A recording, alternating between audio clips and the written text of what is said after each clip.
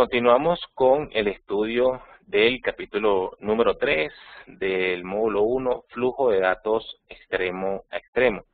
Para este segmento estaremos aprendiendo sobre el concepto de framing, conocido también como entramado, el entramado de las cabeceras de TCP y UDP. Vamos a entender un poco entonces qué significa el entramado en TCP.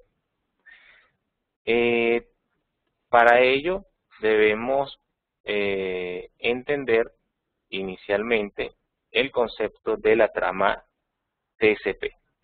La trama TCP es una trama que consta de 20 bytes de tamaño. Se agregan a la cabecera UDP, a la cabecera se agrega al paquete una cabecera de 20 bytes. Esto lo vemos aquí, 2, 4, 6,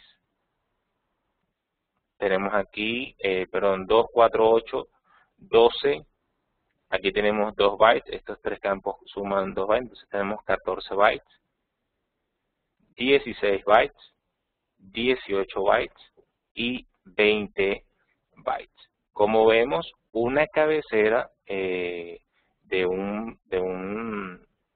una capa o de un protocolo se establece mediante campos. Estos campos tienen a su vez un tamaño en bytes. Por lo menos vemos que en la cabecera de TCP tenemos un campo source port, es decir, el puerto origen y el puerto destino. Aquí tenemos 4 bytes. Estos dos señores que vemos aquí, el source port y el destination port, son los que permiten la multiplexación. Vamos a verlo de esta manera. Estos dos permiten la multiplexación. Vamos a escribirlo porque es muy interesante poder entender la razón del estudio de las tramas. ¿Okay? Estos señores son los que permiten multiplexación. Perfecto. Pasemos entonces a otros dos campos. Luego tenemos el sequence number, ¿verdad? El número de secuencia. Lo dibujamos aquí.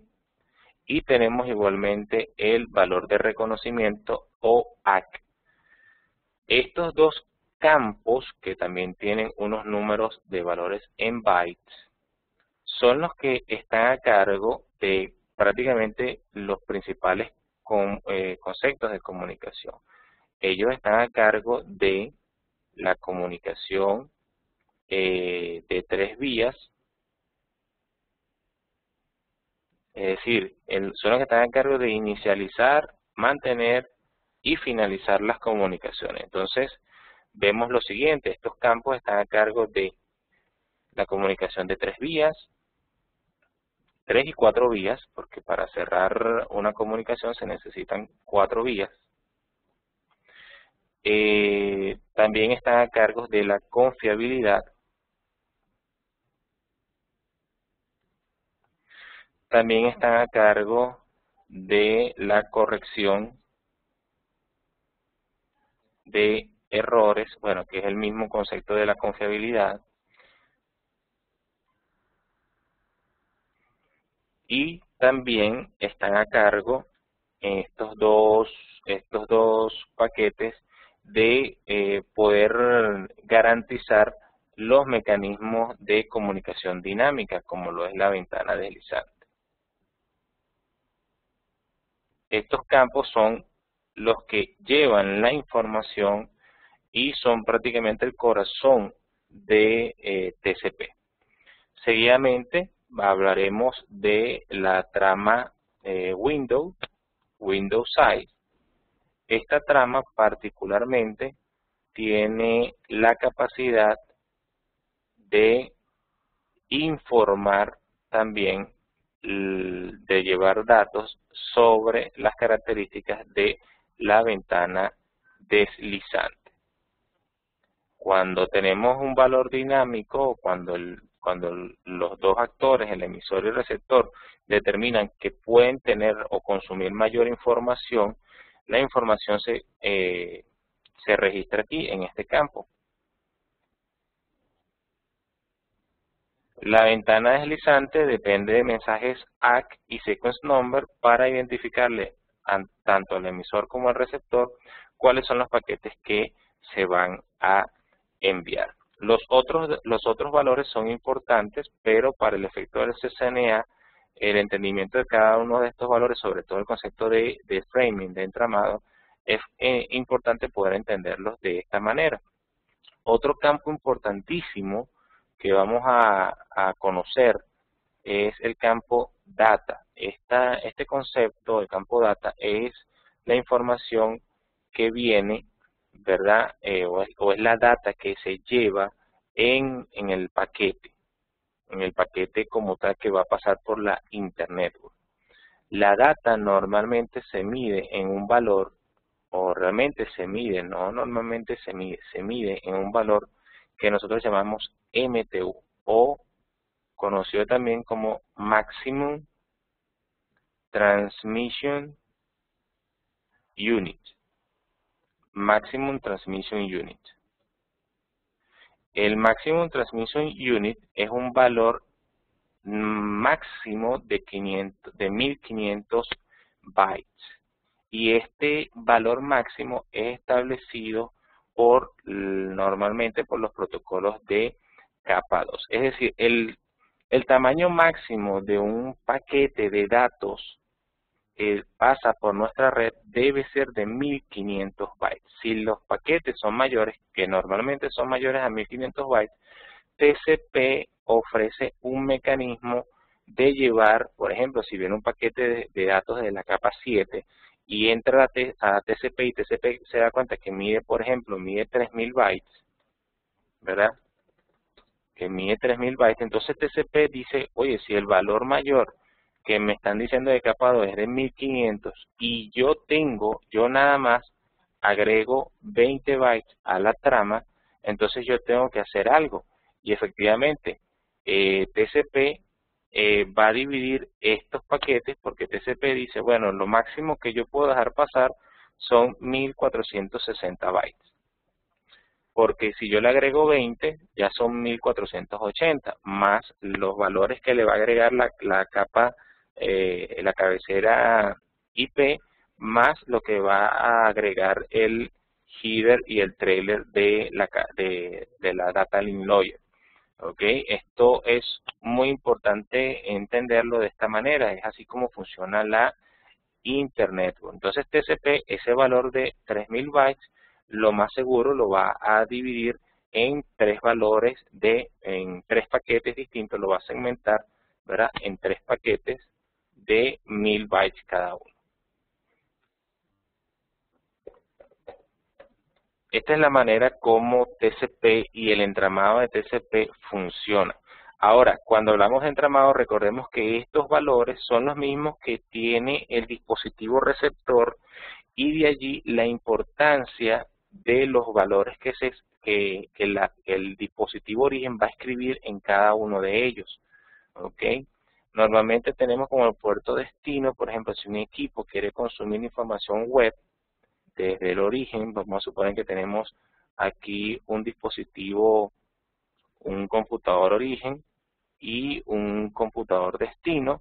Vamos a imaginar que este es un servidor web y vamos a imaginar que este es un cliente convencional, un browser.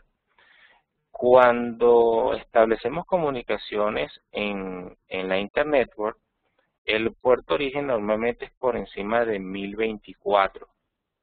¿Okay? Recordemos que hay algo que llamamos puertos bien conocidos y hay que están reservados hasta el puerto 1024. Entonces, vamos a suponer que sale con un puerto igual a 56.300, por ejemplo.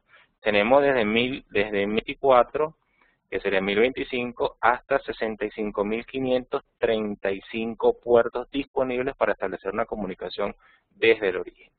Y entonces este puerto, ¿verdad?, que acabamos de denominar 56.300, que es el puerto que toma la aplicación destino, es lo que se registraría aquí en el campo source port. Como esta es una aplicación, un browser, él va hacia el puerto o hacia el puerto destino de la comunicación, el cual es el puerto 80. Recordemos que el puerto por defecto de las aplicaciones web es el puerto 80 y el puerto 80 entonces se registraría en el source port. Esta es la manera como vamos poco a poco ensamblando la trama. Más adelante veremos de forma gráfica cómo se establecen los números de secuencia, los números de ACK. Realmente esos son valores dinámicos. Recordemos entonces estos valores son muy importantes para entender la trama UDP. Pasemos a evaluar la trama TCP, perdón, y pasemos ahora a evaluar la trama UDP. UDP, como podrán ver, es una trama mucho más pequeña. Es una trama que solamente cuenta con 4 campos y un total de 8 bytes. A cada campo le dan un valor de 2 bytes. Tenemos source port, destination port, longitud y checksum. Básicamente, para efectos de el CCNA, lo importante es entender que UDP tiene una trama mucho más pequeña que TCP y recuerden entonces que los campos de puerto origen, como lo es el source port, y el puerto destino, como lo es el destination port, son los que le dan a UDP la característica de multiplexación. Es esta la razón por la cual UDP solamente habla de multiplexación, es decir, ofrece soporte a multiplexación. Y como podrán ver, la trama de data, la cabecera, porque esto realmente es la cabecera de cada protocolo, la cantidad de campos definidos en la cabecera de cada protocolo es lo que define realmente su función y su accionar, las tareas que debe ejecutar entre un dispositivo emisor y un dispositivo destino. Vamos a escribir aquí multiplexación, ¿verdad? Que es la capacidad que ofrece UDP. Recuerden que UDP no es orientado a la conexión, no ofrece ningún mecanismo de control de flujo, ni tampoco ofrece ningún mecanismo de corrección o segmentación de paquetes o reordenamiento de paquetes en el extremo. Son capacidades de TCP. Pasemos ahora a otro segmento de nuestro capítulo número 3 para hablar sobre multiplexación de puertos.